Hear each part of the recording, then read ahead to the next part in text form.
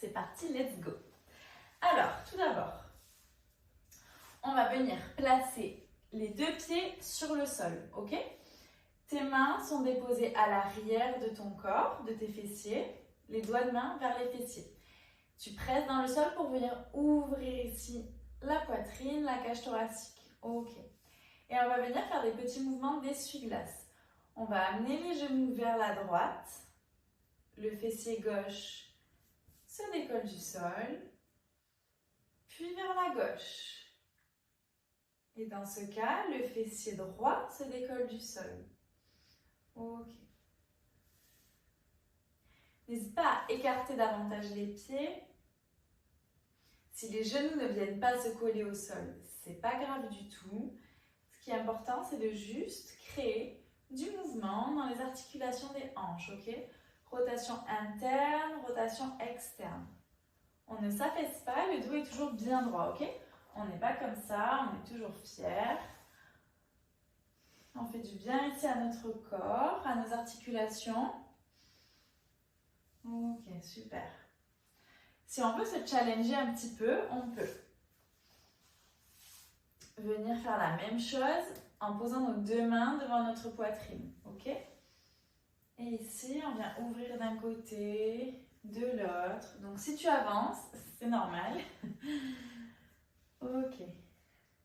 Le dos est toujours bien droit. Ici, les abdos sont gainés, contractés. Ok, parfait.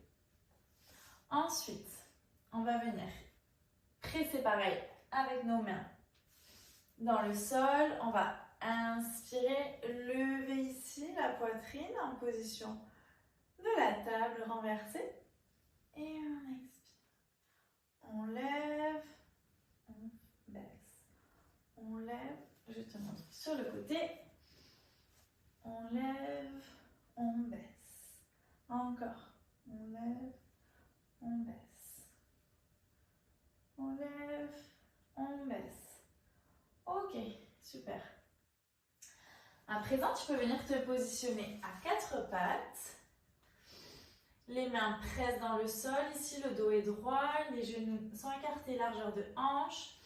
On inspire, pied flex vers le ciel, le pied droit, le genou est plié. Et on va venir faire des cercles avec notre genou. Ok? Le pied reste toujours flex et l'angle du genou est toujours à 90 degrés. Ok? On essaye de ne pas venir s'affaisser sur le côté gauche. Le ventre est bien contracté. Donc là, tu peux faire plusieurs cercles d'un côté et après de l'autre.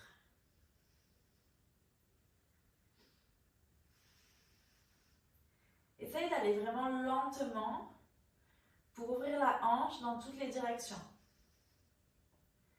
Parfait. Évidemment, on fait la même chose de l'autre côté. Ensuite, on va venir prendre la posture de la grenouille. Donc, on va écarter les genoux.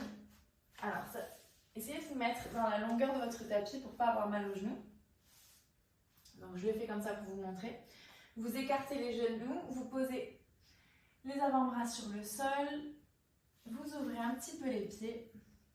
Et là, on va faire des petits mouvements d'avant en arrière. Ok. Donc, ça donne ça. On écarte les genoux. On écarte les pieds. Et on vient ici presser dans les coudes. Et on amène nos fesses vers l'avant, vers l'arrière. Ça tire ici au niveau des psoas. C'est normal. On n'oublie pas de respirer et on bloque. Et là, on reste pendant 30, 40 secondes, 45, une minute ou un peu plus, comme vous souhaitez. On essaye d'aller toujours un petit peu plus loin. Si on peut, on presse les mains dans le sol ici. Et on vient vraiment ouvrir la poitrine. Donc là, ça tire un petit peu plus. C'est normal. Ok. Ensuite, on vient se positionner en Malasana, Yogi Squat. Donc ici, vos pieds sont écartés, plus larges que la largeur de votre bassin. Les pieds sont dirigés vers l'extérieur. Si les talons ne touchent pas le sol, vous pouvez positionner des blocs ou peut-être une couverture. pour surélever le sol. Ici, vos coudes pressent dans les genoux et on vient ouvrir la poitrine. On fait des petits mouvements de droite à gauche. Ok. Si on veut se challenger, on écarte les coudes des genoux et on vient positionner genou droit sur le sol, genou gauche. Droite, gauche, droite, gauche. Et on continue. Ok, autre mouvement. Ici pour les fléchisseurs de hanches, donc on vient s'asseoir, jambes tendues, toujours le dos bien droit, on n'est pas affaissé. Les talons pressent dans le sol, les cuisses sont contractées. Pour vérifier si vos cuisses sont contractées, regardez vos rotules. Si elles sont relevées, vos cuisses sont contractées et vos talons se décollent du sol. Okay? Ici, on vient presser, on peut venir poser des briques ici sous les mains pour venir surélever le sol. Sinon, on vient presser ici dans le sol et on va lever la jambe droite et revenir au centre. Jambe gauche, au centre, droite, gauche. Si on veut se challenger, on peut prendre une kettlebell ou quelque chose qui a de la hauteur, peu importe. Et on vient le placer au milieu des deux pieds, on presse dans le sol, on fait descendre les épaules et c'est parti. On lève, jambe droite, jambe gauche. Ici, on sent les abdos qui se contractent et on continue. Parfait. Et dernier mouvement, on va venir se positionner en posture du pigeon. Ok.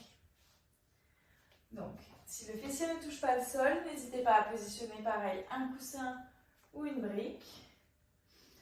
Donc là, vous pouvez rester dans cette posture statique pour venir ouvrir la hanche. Ou vous pouvez vous challenger une fois de plus.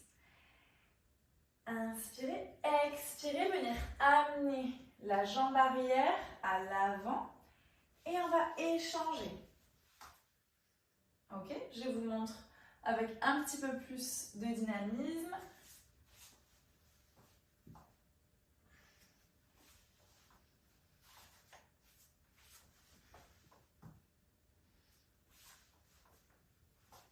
Ok.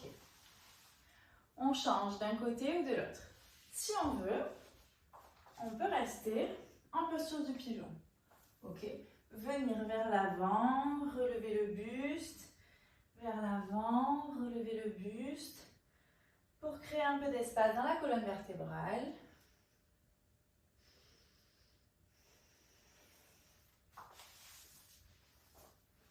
Et enfin, on peut venir ici, attraper nos doigts de pied, rapprocher les talons du pubis et venir faire le papillon.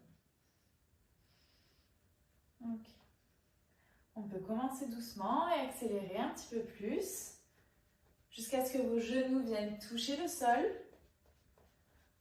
On accélère, on accélère, on accélère, on accélère, on accélère.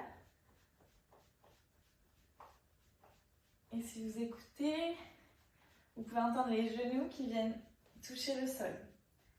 Ok, on relâche. Et on peut reprendre nos mouvements d'essuie-glace ici pour venir détendre les hanches. Okay. Vous pouvez répéter cette routine plusieurs fois par semaine. C'est très bien pour vos hanches, pour votre mobilité. S'il y a des surfeurs ou des coureurs, c'est très bien, très utile. Donc, n'oubliez pas de faire de la mobilité, c'est très important. En tous les cas, j'espère que cette vidéo vous aura plu. Je vous dis à très bientôt.